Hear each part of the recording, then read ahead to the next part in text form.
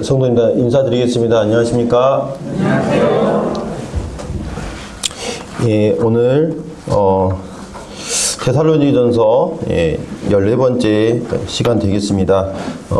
데살로니가전서 5장 19절에서부터 22절 말씀을 살펴보도록 하겠습니다. 네, 제가 읽겠습니다. 성령을 소멸하지 말며 예언을 멸시하지 말고 범사에 헤아려 좋은 것을 취하고 악은 어떤 모양이라도 버리라. 예, 오늘 이렇게 말씀의 주제는 지난 시간에 신앙의 기본기라는 주제를 가지고 이렇게 항상 기뻐하라, 쉬지 말고 기도하라, 범사에 감사라는 이런 신앙의 기본에 대해서 이렇게 권면하는 내용들을 살펴봤는데, 오늘은 이어서 신앙의 기본기 두 번째 권면하는 말씀으로 이제 말씀에 대한 태도에 대해서 이렇게 다루는 말씀이 되겠습니다. 지난 시간에 교제했던 그런 내용들 다시 한번 이렇게 말씀드리면, 데살로니가 성도들을 향한 이 편지를 이 사도 바울이 이렇게 쓰면서 마지막으로 그들을 위한 단순하면서도 또 그들에게 꼭 필요한 권면의 메시지를 하고 있는 대목을 우리가 볼 수가 있습니다. 그래서 먼저 이 땅에서 승리하는 그리스도인의 삶을 살기 위해서 첫 번째로는 교회 안에서 모임 안에서 성도들 간의 관계에서 인도자들과의 관계나 또 다른 성도들 간의 어떠한 관계를 맺어야 하는지에 대해서 말씀하고 있다고 살펴봤고, 이제 또 방향을 돌려서 하나님을 향하여서는 어떠한 모습으로 살아가는 것이 합당한지에 대해서 지난 시간에 세 가지의 태도에 대해서 살펴봤고, 이제 하나님을 향한 태도의 두 번째 단락으로 이제 하나님의 말씀을 향한 태도는 어떠해야 되는지 시간 이제 살펴보도록 하겠습니다. 먼저 이게 말씀이 네 구절밖에 안 되지만 이제 이 말씀들을 한번 곰곰이 생각하면서, 또 우리가 잘 알고 있는 것 같지만 과연 우리는 어떠한 모습으로 하나님 말씀을 대하고 있는지 이런 것들을 이렇게 점검하는 시간이 되었으면 좋겠다는 생각을 가져봅니다. 먼저 19절의 말씀에 성령을 소멸하지 말라는 말씀을 하고 있습니다. 성령을 소멸한다. 이 말씀의 의미가 무엇이겠습니까? 여기 이제 소멸이라는 단어를 이렇게 찾아보니까 영어 성경에서는 quench라는 단어를 사용하고 있습니다. quench라는 단어는 불을 끄다, 또 이렇게 진화하다, 그 다음에 억제하다라는 의미를 가지고 있습니다.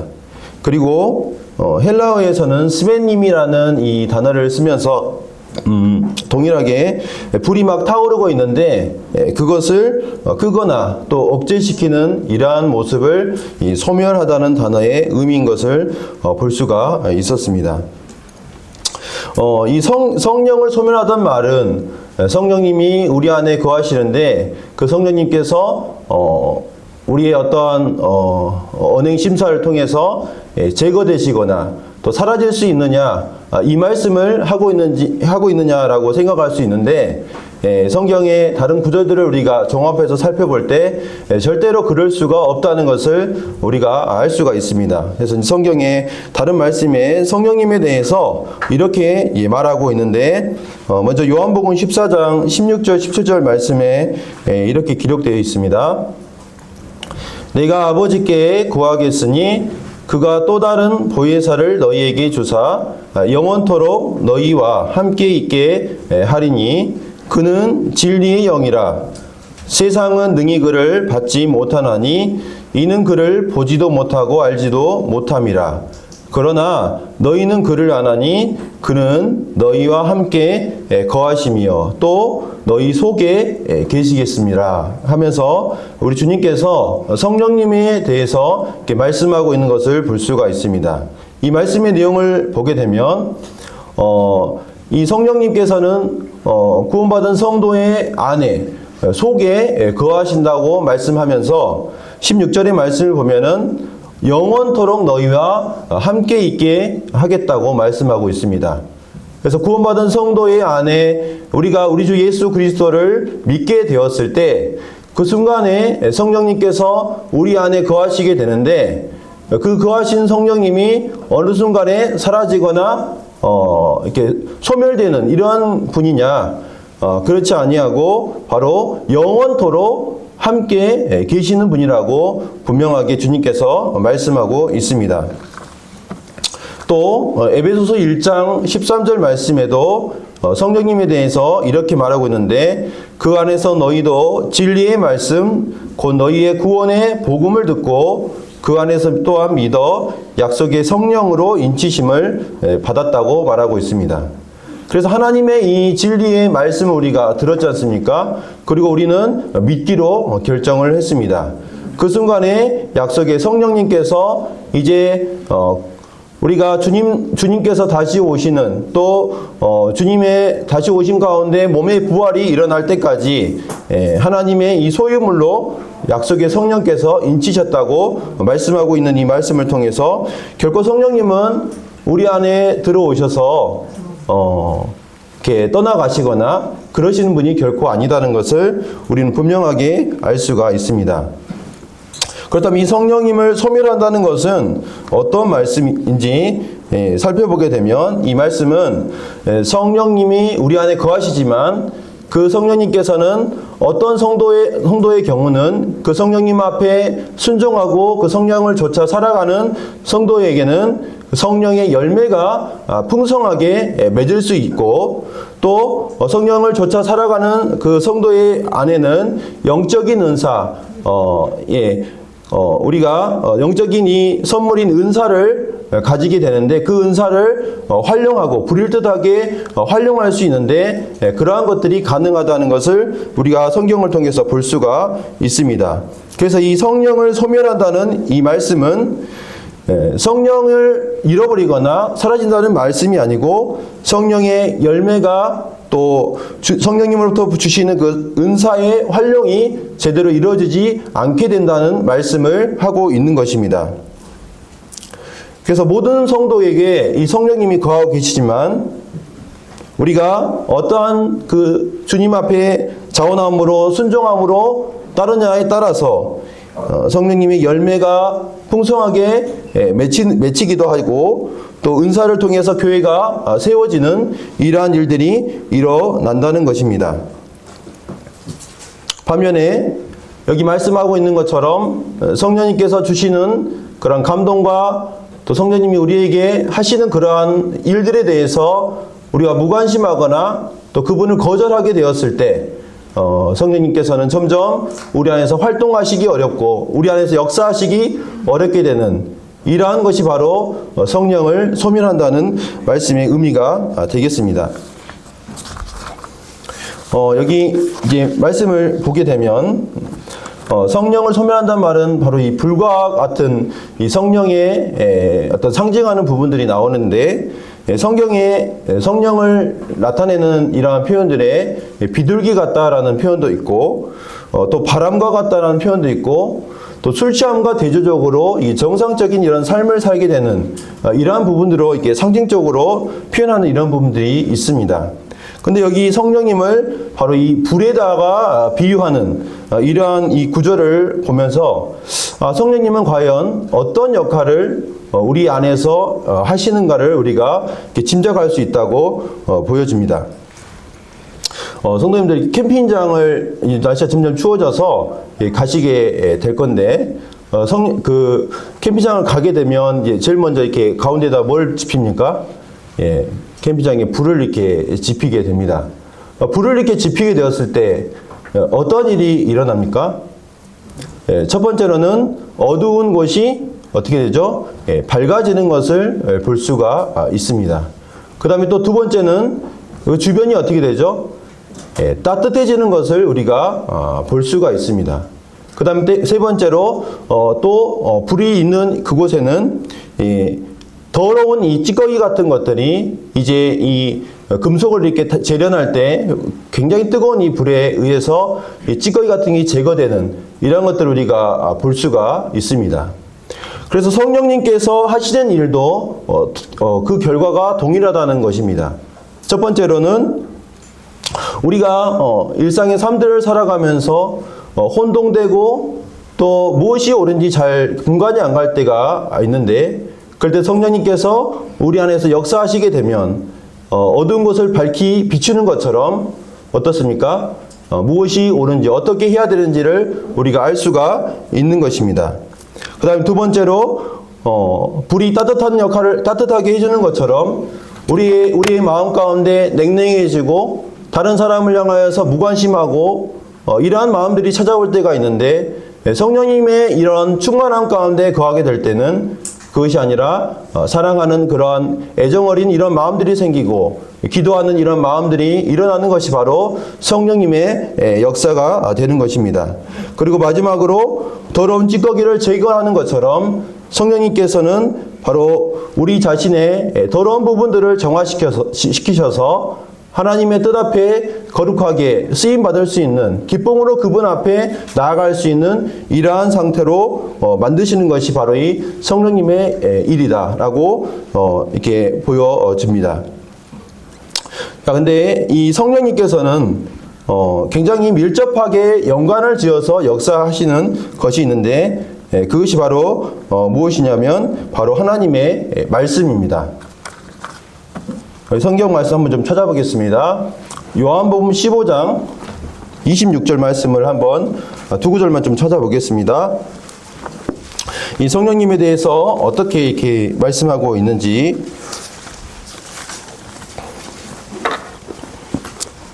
요한복음 15장 26절 말씀입니다. 네, 26절 말씀을 읽겠습니다. 내가 아버지께로부터 너희에게 보낼 보혜사 곧 아버지께로부터 나오시는 진리의 성령이 오실 때에 그가 나를 증언하실 것이요. 여기 말씀을 보면은 성령님을 향하여서 수식하는 표현이 있는데, 이 성령님은 어떤 성령님이라고 말씀하고 있습니까? 네, 바로 진리의 성령님이라고 말씀하고 있는 것을 볼 수가 있습니다. 16장 13절 말씀도 한번 보겠습니다. 그러나 진리의 성령이 오시면 그가 너희를 모든 진리 가운데로 인도하시리니 그가 스스로 말하지 않고 오직 들은 것을 말하며 장래의 일을 너희에게 알리시리라. 여기 말씀에도 성령님을 어떻게 표현하고 있습니까? 진리의 성령님이라고 말씀하고 있는 것을 볼 수가 있습니다. 그래서 성령님께서는 이 진리 가운데로 인도하시고, 또 성령의 역사라고 한다면 반드시 하나님의 말씀과 일치하게 역사하게 된다는 것입니다. 만약에 누군가가 성령의 역사라고 말하면서 행동하는데 그것이 하나님의 말씀과 일치하지 않는다라고 한다면 그것은 성령님의 역사라고 보기 어려운 것이죠. 그래서 베드로후서 1장 21절 말씀에도 예언은 언제든지 사람의 뜻으로 낸 것이 아니요 오직 성령의 감동하심을 받은 사람들이 하나님께 받아 말한 것이다 라고 말하고 있습니다. 이 성경을 우리가 들고 다니는데 이 성경도 성령님의 감동하심으로 기록되었다고 말하고 있는 것입니다. 그리고 이제 우리가 성령 충만한 결과와 또 하나님 말씀이 풍성히 거할 때의 결과가 비슷한 부분들을 우리가 찾을 수가 있습니다. 에베소서 5장에 보면은 술 취하지 말라 이는 방탕한 것이니 오직 성령으로 충만함을 받으라 라고 하면서 그 이후에 시와 찬송과 신령한 노래들로 서로 화답하며 너희의 마음으로 주께 노래하며 찬송하며 라고 하면서 뒤에 성령 충만을 받게 될 때 바로 시와 찬송으로 서로 화답하는 이러한 모습이 나와 있고, 또 골로새서 3장 16절 말씀에도 하나님의 말씀이 그리스도의 말씀이 너희 성에 풍성히 거하여 모든 지혜로 피차 가르치며 권면하고 시와 찬송과 신령한 노래를 부르며 감사하는 마음으로 하나님을 찬양하고. 그래서 어떻습니까? 이 두 구절을 이렇게 살펴봤을 때 동일하게 하나님 안에서 충만한 마음으로 서로 찬양하고 감사하는 이러한 것들이 일어나는 것을 우리가 볼 때에 바로 성령님의 역사와 또 말씀의 역사가 함께 간다는 것을 우리는 볼 수가 있습니다. 그래서 다시 말해서 말씀을 향한 태도가 어떠하냐에 따라서 우리 안에서 성령의 열매가 풍성히 맺힐 수도 있고 그렇지 않을 수도 있다는 것이고, 또 하나님 말씀을 우리가 어떠한 태도로 취하느냐 따라서 바로 우리 안에 있는 이 영적인 은사가 불일듯하게 활용될 수 있고 그렇지 않을 수 있다는 것을 우리는 이 말씀들을 통해서 결론을 낼 수 있는 것입니다. 그래서 이 사도 바울이 데살로니가전서 5장에서 이제 권면의 그 내용이 예언의 말씀을 어떻게 다루냐에 대해서 지금 이렇게 바로 언급하고 있는 것을 볼 수가 있습니다. 20절 말씀을 보시면요. 20절 말씀에 예언을 멸시하지 말고 예언을 어떻게 다뤄야 하는지 여기에 대해서 말씀하고 있는 것을 보게 됩니다. 사도 바울은 이 데살로니가 성도를 향해서 말씀을 대하는 두 가지 경계해야 할 이 태도에 대해서 지금 데살로니가전서 5장에서 말하고 있습니다. 첫 번째는 이 예언을 멸시하는 것입니다. 예언을, 하나님 말씀을 멸시하는 이러한 태도.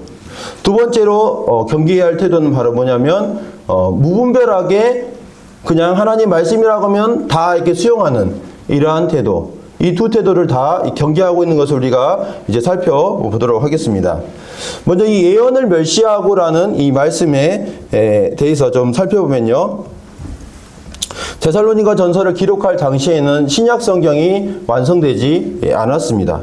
그래서 오늘 같이 우리가 이제 완성된 이 성경을 들고 있었던 것이 아니고 그들은 이제 구약 성경만 이렇게 읽을 수 있을 정도였고, 이제 하나님께서 어떤 말씀을 이렇게 그 교회 가운데, 회중 가운데 전하고자 할 때는 지금처럼 이렇게 우리가 이런 성경을 들고 그 말씀의 의미를 해석하고 적용하는 이러한 과정을 밟은 것이 아니라 하나님께서 이 예언의 은사를 가진 성도를 통해서 하나님의 메시지를 이렇게 전달하는 이러한 일들을 하게 되었던 것입니다.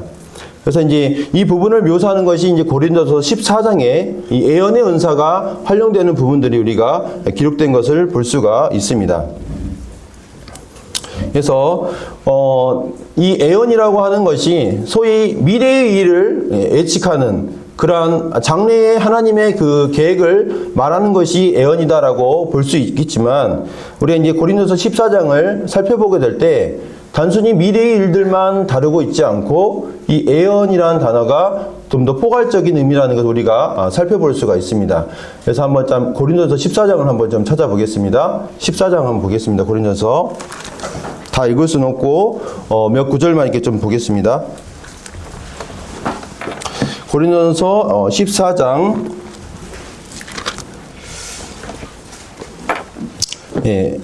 예언에 관해서 다룬 부분들이 3절 한번 말씀 보겠습니다.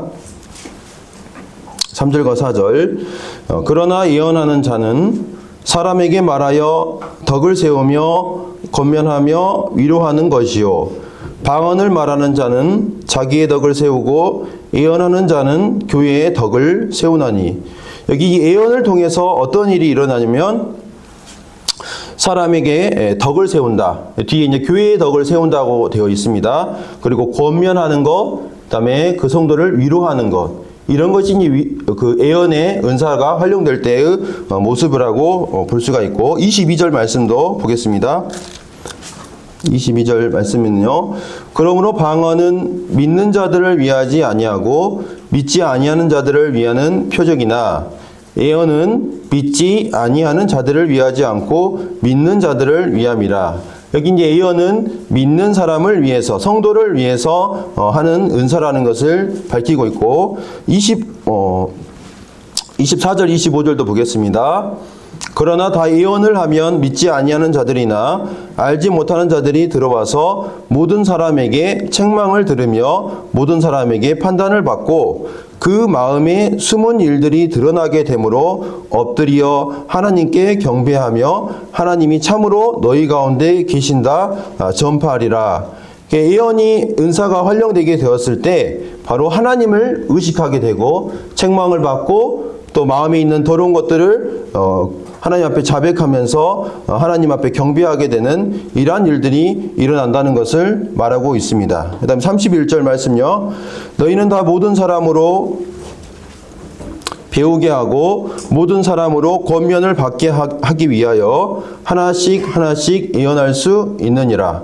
그러니까 한 사람만 예언의 은사를 가지고 있었던 게 아니고 여러 사람이 이렇게 예언의 은사를 가지고 하나님 말씀이라고 이렇게 선포하는 이러한 일들이 있었던 것 같습니다. 근데 여기 말씀을 보면은 배우게 하고 권면을 받게 한다 이런 표현들을 우리가 볼 수가 있습니다. 그래서 여기 말씀을 보면 이 예언이라는 것은 단순한 미래의 하나님의 계획을 말하는 이런 차원의 말씀이라기보다는 성도들의 유익을 위해서 교회의 덕을 세우고 또 권면하고 위로하고 책망하고 그걸 통해서 하나님을 의식하게 만드는 이러한 하나님의 말씀을 선포하는 모든 것이 다 이 예언이라는 것을 우리는 알 수가 있는 것입니다. 그래서 그 당시에는 이러한 사도나 선지자 또 예언의 은사를 가진 성도를 통해서 하나님의 메시지가 전파되었습니다. 근데 오늘날에는 이제 하나님의 계시가 완전히 성경이 완성이 되었기 때문에 우리는 이 성경 말씀을 통해서 하나님의 뜻을 분별할 수가 있는 것입니다. 근데 이 예언이 멸시를 받는 경우가 있다고 지금 말하고 있는데 당시 일부 성도들 간에는 하나님의 뜻을 선포하는 것을 금하는 사람들이 있었던 것 같습니다. 그래서 자신들의 이 판단과 행동은 옳다고 생각하면서 하나님의 말씀은 더 이상 필요하지 않다라는 이러한 하나님의 뜻을 선포하는 성도를 향해서 금하는 이러한 성도가 있었던 것 같습니다. 그래서 우리가 지난번에 살펴봤던 이 규모 없는 이 게으름뱅이를 게으름뱅이의 성도들이 있다는 것을 말씀드렸지 않습니까?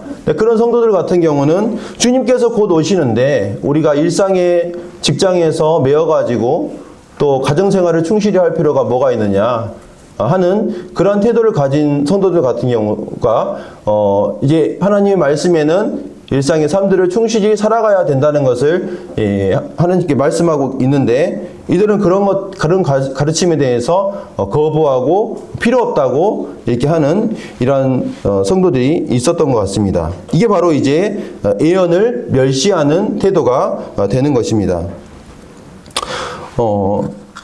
우리에게 하나님의 말씀이 필요합니다.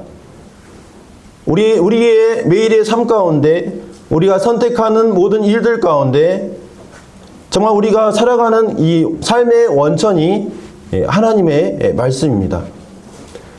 그런데 하나님의 이 말씀을 듣는 것 자체에 대해서 하나님의 말씀을 읽는 것에 대해서 또 교회 회중 가운데 전파되는 이러한 말씀에 대해서 가볍게 생각하고 또 그것을 피하는 그러한 모습들이 우리 안에 있지 않는가 이런 것들을 우리가 생각해 보게 됩니다. 주님께서 이 땅에 계실 때 시험을 받으셨는데 사람이 떡으로만 살 것이 아니다. 하나님의 입으로부터 나오는 모든 말씀으로 살아야 한다고 말씀하셨습니다. 저도 이제 보니까 사람이 살아가려면 뭐가 필요한가 생각을 해봤어요. 그러니까 먹는 것도 잘 먹어야 되더라고요. 또 돈도 있어야 되고 근데 돈도 있고 먹을 것만 있으면 되는 게 아니고 또 쉬는 것도 필요해요. 여러 가지 것들이 정말 필요한 것을 보게 됩니다. 근데 하나님께서는 사람이 살아가는데 정말 필요한 것이 있는데 그것은 무엇이냐면 바로 하나님 입으로부터 나오는 말씀으로 살아갈 수 있다고 말하고 있는 것입니다.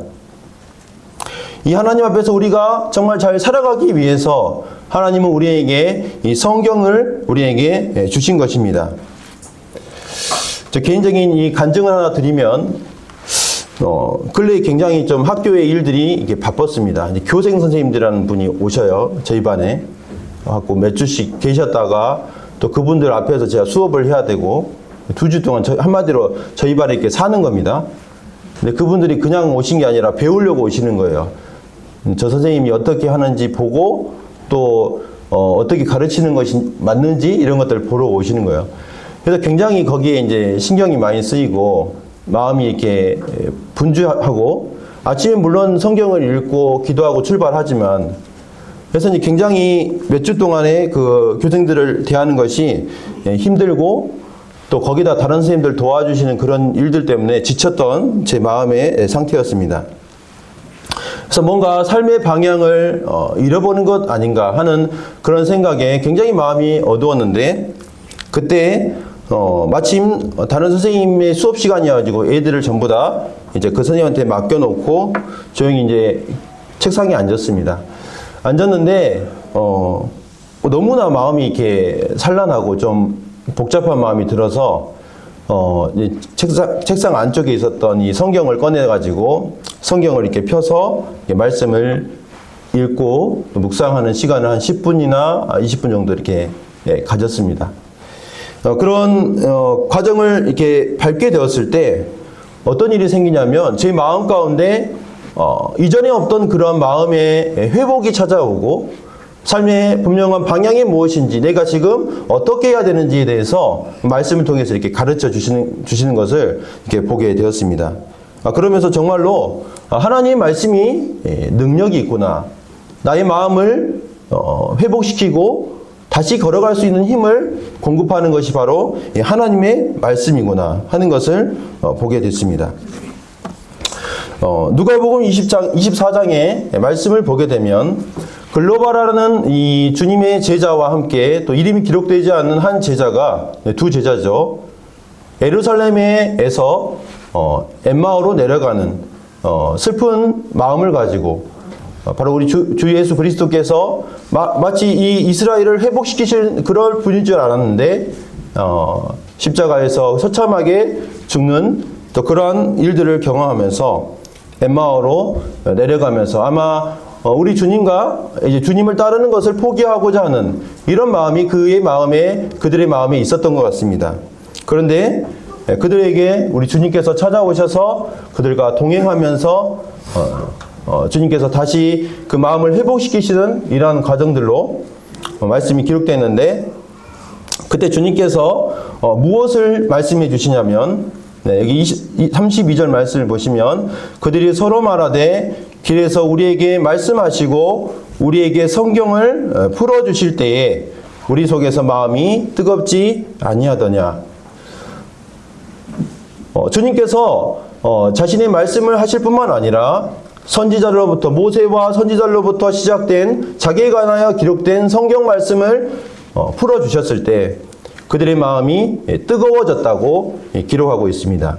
다시 그들의 마음이 불타서 그들의 마음이 회복이 되어서 이제 엠마로 내려가는 것이 아니라 엠마에서 다시금 예루살렘으로 올라가는 이러한 일이 생겼던 것을 보게 됩니다. 그래서 그 11 제자들과 함께 그 믿는 성도들과 함께 다시금 주님을 섬기게 되는 이러한 모습을 우리는 말씀을 통해서 보게 되는데 바로 이 말씀이 우리에게 놀라운 회복을 제공하고 진리의 원천이 되며 행복의 원천이 되며 승리의 원천이 되며 성장의 원천이 되며 힘의 원천이 된다는 것입니다. 그래서 이 데살로니가 성도들을 향해서 바울은 예언을 멸시하지 말라고 분명하게 말하고 있는 것입니다. 그 다음에 두 번째로 사도 바울은 데살로니가 성도들에게 경계해야 할 두 번째 말씀에 대한 태도를 언급하고 있습니다. 그것은 바로 하나님의 말씀이라고 모든 사람의 말을 무분별하게 받아들여서는 안 된다는 것이었습니다. 성경에 보면은 하나님 말씀이라고 무분별하게 받아들였다가 어려움에 빠진 이 애들이 나오는 것을 볼 수가 있습니다.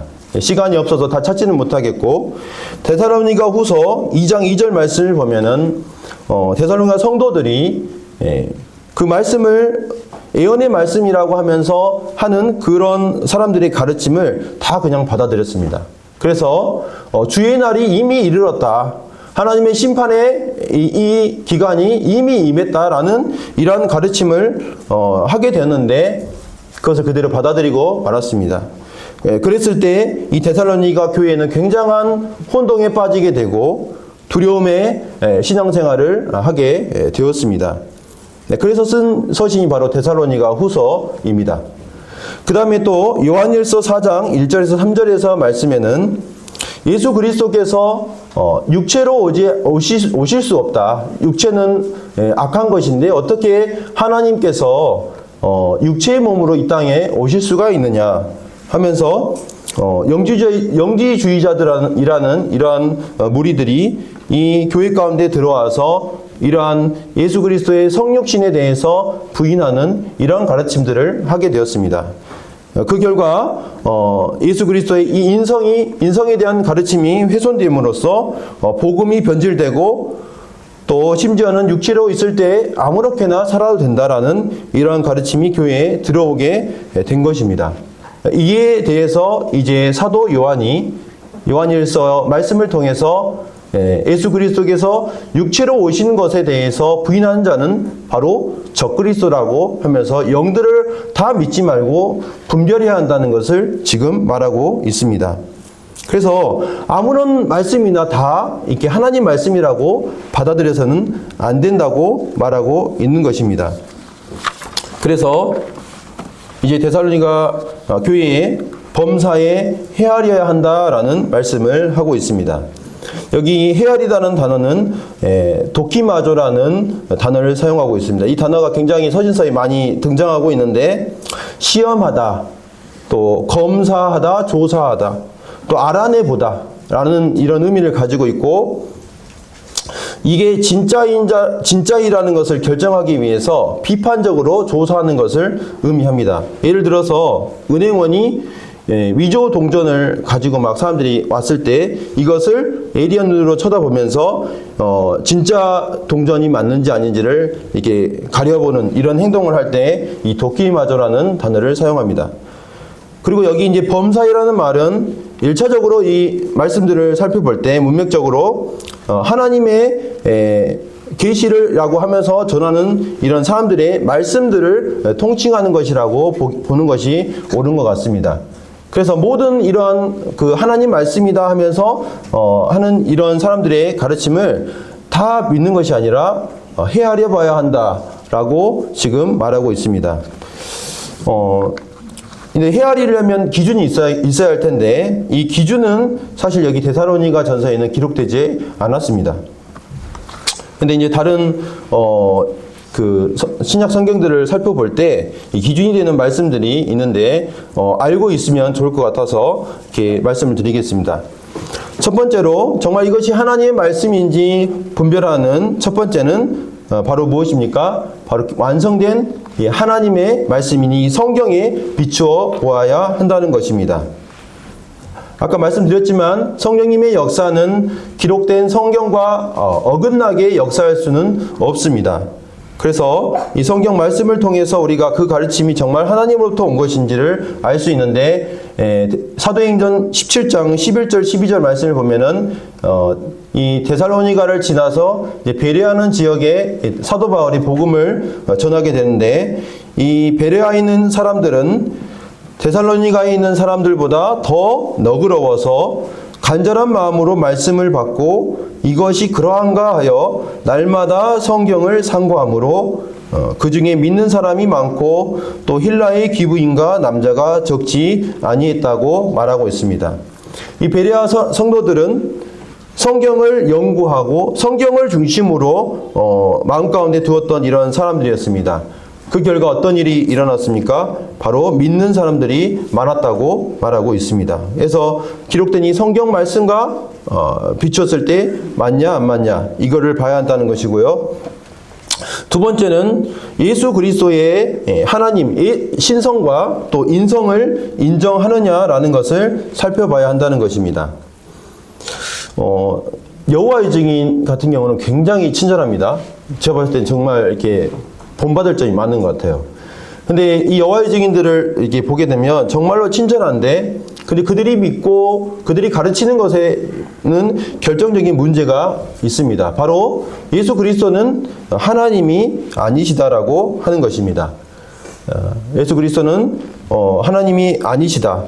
그래서 예수께서 십자가에서 구속하신 그 일은 완전하지 않다라고 가르친다는 것입니다. 그래서 그러한 이 가르침의 내용에서 우리는 시험해보고 검사해 보아야 한다는 것입니다. 세 번째로는 그 사람의 인격을 통해서 우리는 검증을 해야 합니다. 주님께서 이 땅에 계실 때 아셨던 것 같아요. 나중에 반드시 거짓 선지자들이 일어나서 진리를 훼손시키는 그러한 일들이 일어날 것을 아셨던 것 같습니다. 그래서 거짓 선지자들을 삼가라. 양의 옷을 입고 너희에게 나오나 속에는 노력하는 일이라. 그들의 열매로 그들을 알지니 가시나무에서 포도를 또는 엉겅퀴에서 무화과를 따겠느냐. 주님의 말씀의 요점은 이것입니다. 이 거짓 선지자들이 나타날 것인데 너희들이 그들을 조심해야 되는데 그 구분하는 방법은 바로 그들의 삶의 모습을 통해서 알 수 있다는 것입니다.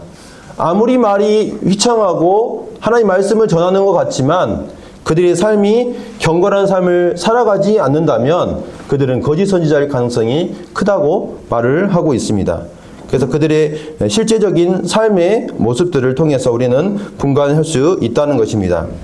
그 다음에 네 번째는 교회의 덕을 세워주고 유익을 주는가라는 이 잣대가 있습니다. 그래서 아까 고린도서 14장 말씀을 보면은 방언을 말하는 자는 자기의 덕을 세우고 예언하는 자는 교회의 덕을 세운다는 말씀을 하고 있습니다. 설령 그 말씀이 성경의 가르침과 저촉되지 않더라도 교회가 처한 상황, 또 그 성도가 처한 상황과 맞지 않다면 그것이 말씀에 어려움이 있다는 것입니다. 그래서 아무리 좋은 말씀이라도 교회에 정말 필요하고 합당한 말씀인가라는 것을 살펴야 진정으로 하나님께서 바라시는 말씀이 된다는 것입니다. 이런 기준들을 우리가 잠깐 이렇게 살펴봤습니다.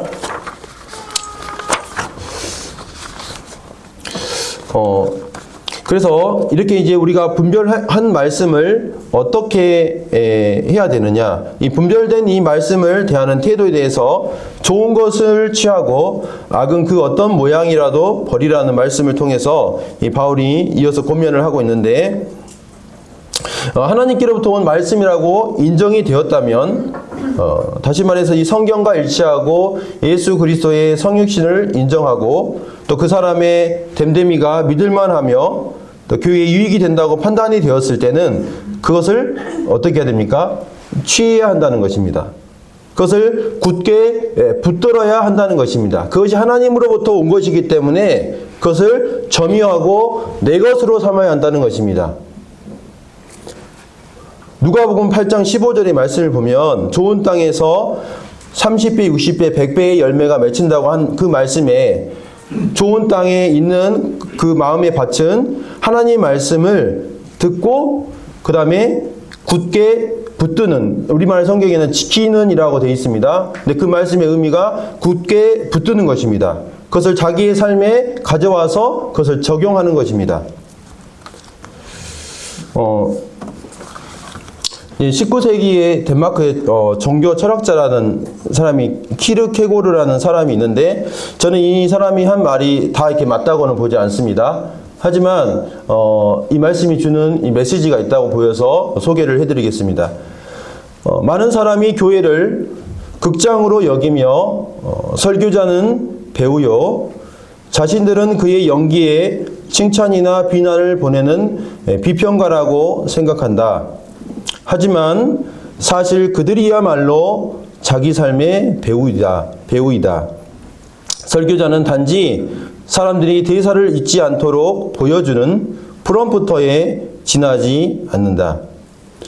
19세기의 이 교회의 어떤 모습을 보고 이렇게 말하고 있는 것 같은데 많은 사람들이 교회를 가는데 설교하는 그 사람들은 바로 배우고 그들이 하는 모습을 보고 앉아있는 사람들은 그 사람이 잘하는가 못하는가 감동을 주는가 못 주는가 이런 건 점수를 매긴다고 하는 것입니다. 그렇지만 사실은 삶의 배우는 바로 그들 자신이 바로 삶의 배우다고 말하고 있습니다. 프롬프터라는 말씀을 이야기를 잘 모르시는데 이게 아마 쉐마 퀴즈 찍으신 분들은 알죠. 네, 이겁니다. 이게 이제 그 대사가 이렇게 다 적혀 있는 거예요. 그래서 뉴스에서 이걸 쳐다보면서 이렇게 화면을 보고 이렇게 녹화나 또 방송을 이렇게 하게 됩니다. 그래서 거기 적혀 있는 대로 그대로 이렇게 사실은 앵커가 이렇게 이야기를 하는 것입니다. 설교자는 단지 이 프롬프터에 지나지 않는다. 이걸 보고 이게 듣는 사람들은 실제로 자기 삶에 가져와야 한다 이거죠. 그것을 구현해낼 사람은 이 듣는 사람이다 이거죠. 그래서 이 말씀을 통해서 분별된 말씀이 정말 하나님 말씀이라고 우리 가운데 왔다면 그것을 붙들어야 한다는 것입니다. 그 다음에 반대로 그것이 하나님의 말씀으로 인정되지 않는다면 과감하게 버리라고 말하고 있습니다. 처음에 저도 이 악은 그 어떤 모양이라도 버리라는 말씀이 좀 의미가 잘 이렇게 와닿지가 않더라고요. 그 모양이라는 것이 어떤 뭐 도덕적인 모습에 악하게 보이는 것이라면 뭐든지 다 버려야 된다 이렇게 보였는데, 제가 이제 영어 성경들을 이렇게 보니까 영어 성경 NIV나 NASB 이런 성경들을 찾아보니까 이 성경들, 영어 성경들은 대부분 악의 어떤 모양이라고 번역한 게 한 게 아니라 악의 모든 종류라도 버리라라고 하고 있습니다. 그러니까 하나님 말씀처럼 보이는데 여러 종류들로 사실 하나님 말씀인 것처럼 다가온다는 거예요. 근데 그런 것들을 우리가 떨쳐내고 과감하게 버려야 한다는 것입니다. 그래서 얼마나 많이 우리가 유튜브에 이렇게 보게 됩니까? 근데 그런 부분들, 또 아까 친절한 행세들, 이런 것들로 다가오는데 그것이 하나님 말씀이라고 아니라고 판단이 된다면 과감하게 우리는 버려야 한다는 것입니다. 말씀들을 이렇게 정리하면서 두 가지 이렇게 교훈을 살펴보겠습니다. 첫 번째는 성령을 소멸하지 말라는 말씀을 이렇게 다뤘습니다. 성령님께서 다시 활발하게 불이 지펴지도록 하라는 이 말씀으로 우리는 받게 됩니다. 오늘날 우리에게 성령님을 소멸하게 되는 그런 경우는 무엇이 있을까요? 그것은 성령님께서 계속해서 우리 안에서 하나님 말씀을 가까이 하고 하나님 말씀을 읽으라고 우리 안에서 말씀하십니다. 때로는 우리가 직장과 또 일상에 바빠서 성경을 읽지 못할 때 너 성경 좀 읽으면 어떠니? 성경을 내가 너에게 하고 싶은 말이 있다. 이러한 메시지를 성령님께서 우리 마음 가운데 부담을 주십니다. 그럴 때 고요하게 모든 것을 제껴놓고 정말 그분의 말씀 앞에 나아가게 될 때 주님께서 그 말씀을 통해서 우리에게 주시는 것이 있는 것입니다. 때로는 누군가에게 다가가서 사과하라고 말씀하실 때가 있고, 너가 지금 두려움에 빠지고 있는데 믿음을 가져라. 또 미뤄뒀던 어떤 일들을 다시 보게 하셔서 그 일들을 하게 하시는 그러한 말씀의 능력들을 저는 경험하게 됩니다. 두 번째로 또 성령의 열매인 사랑과 희락과 화평과 같은 열매들과 대조되는 이러한 태도가 나에게는 없는가를 살펴볼 필요가 있습니다. 사랑의 반대는 무관심이고 미워하는 것이고 정죄하고 판단하는 것입니다. 우리의 마음에 그러한 무관심과 미움과 정죄하는 이런 마음이 있다면 우리 안에 성령님은 소멸하게 되실 것입니다. 그 다음에 눈앞에 있는 당장의 어떤 상황들을 보면서 하나님께서 주신 기쁨을 잃어버린다면 그것도 성령님을 소멸하게 되는 것입니다. 교회의 화평과 덕이 아니라 개인적인 생각을 계속해서 고집한다면, 그래서 교회가 어려움에 처하게 된다면, 성도들의 마음에 어려움을 준다면 성령님을 소멸하게 될 것입니다. 그래서 이러한 부분들이 있고, 제가 볼 때 또 성령을 소멸하는 부분에서 우리가 함께 이렇게 모였을 때 우리가 방금 주의 만찬 예배를 이렇게 드렸습니다. 여러 형제님들이 함께 동참해서 예배를 드리는데 성령님께서 우리에게 말씀을 통해서 감동을 주신 그러한 부분들이 있다면 감사에 동참하는 것이 성령을 소멸하지 않는 길이라고 저는 보여집니다. 때로는 이게 감사에 참여할 때 다른 성도와 비교하게 되고 또 판단받게 되지 않을까 하는 이런 마음에 입을 열지 못하는 이러한 것이 저에게 있습니다. 그런데 그런 것들은 성령을 소멸하는 것이라고 저는 보여집니다. 그래서 하나님께서 우리에게 주시는 감사하는 감동된 그런 것이 있다면 짧게라도 함께 참여하는 것이 바로 성령님을 소멸하지 않고 다시 불붙게 하는 일이라고 보여집니다. 디모데후서 1장 6절에 네 속에 있는 하나님의 은사를 다시 부릴 듯하게 하기 위하여 너로 생각하게 한다고 하면서 디모데에게 서신을 썼는데, 바로 우리에게도 소멸된 그러한 성령의 역사가 있다면 다시 불을 붙일 필요가 있는 것입니다. 그 다음에 말씀을 멸시하고 있지는 않는가. 제가 여기 기록해놨는데요. 직접 성경 읽기를 내가 개인적으로 성경을 읽는 것을 대체할 수 있는 것은 없습니다. 아무리 대단한 설교자가 말씀을 전한다, 또 성숙한 그리스도인이 인도를 해준다, 내 삶을 돌봐준다. 그렇지만 내가 직접 그 말씀 앞에 나아가서 그 말씀을 읽는 것을 대체할 수 있는 것은 없습니다. 반드시 내가 개인적으로 그분 말씀 앞에 순간순간 또 조용한 시간을 내어서 그분의 말씀 앞에 나아가야 됩니다. 오늘날 유튜브를 통해서 정말 많은 메시지들이, 좋은 분들이 이렇게 설교하는 것들을 보게 됩니다. 하지만 이런 말이 있어요. 홍수물에 먹을 물이 없다라는 이런 말이 있습니다. 얼마나 홍수가 나면 물이 많습니까? 근데 그거 먹을 수 있습니까? 먹을 수가 없죠. 동일하게 내가 개인적으로 그분 앞에 나아가서 말씀을 읽는 것을 통해서 얻을 수 있는 유익과 기쁨이 있다는 것입니다. 이것은 선택사항이 아니라 반드시 해야 되는 의무인 것입니다. 이것을 지금 사도 바울이 이 데살로니가 성도들, 어린이 그리스도인들에게 지금 권면하고 있는 것으로 이제 권면의 내용이 마무리되는 것입니다. 이제 다음 이 시간이 이제 데살로니가서 마지막 시간이 될 것 같은데, 바울의 이제 끝인사가 나옵니다. 그래서 그 부분을 좀 살펴보도록 하겠습니다. 날씨가 많이 추워지는데 이렇게 따뜻한 차를 한 잔씩 드시면서 이렇게 함께 말씀 묵상하는 그러한 한 주가 되었으면 해서 사진을 넣었습니다. 감사합니다.